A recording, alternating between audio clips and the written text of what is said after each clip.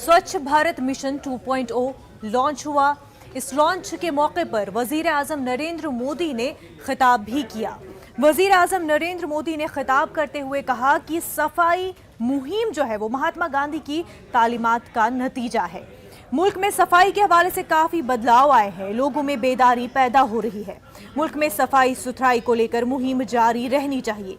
इसके अलावा पीएम मोदी ने मुल्क में नदियों की सफाई और बेहतरी के लिए हुकूमत के इक़दाम के बारे में तफसील से रोशनी डाली और आवाम से भी इसमें बेहतर ताउन और मदद की अपील की।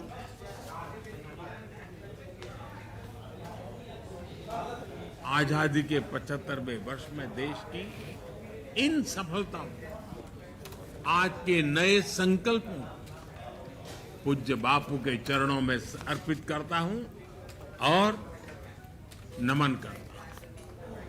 साथियों, हम सभी का ये भी सौभाग्य है कि आज ये कार्यक्रम बाबा साहब को समर्पित इस इंटरनेशनल सेंटर में आयोजित हो रहा है।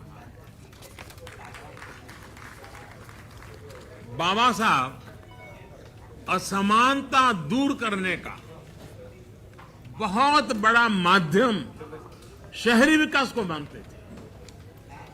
बेहतर जीवन की आकांक्षा में गांवों से बहुत से लोग शहरों की तरफ आते हैं। हम जानते हैं कि उन्हें रोजगार तो मिल जाता है, लेकिन उनका जीवन स्तर गांवों से भी मुश्किल स्थिति में रहता है। ये उन पर एक तरह से दोहरी मार की तरह होता है।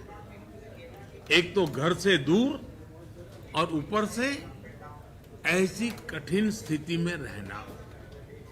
इस हालात को बदलने पर, इस असमानता को दूर करने पर बाबा साहब का बड़ा जोर था।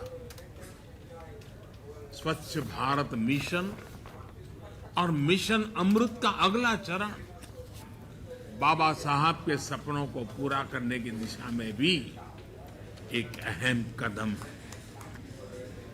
नाज़रीन, किसानों का एहतजाज तो लगातार कई महीनों से जारी है ही।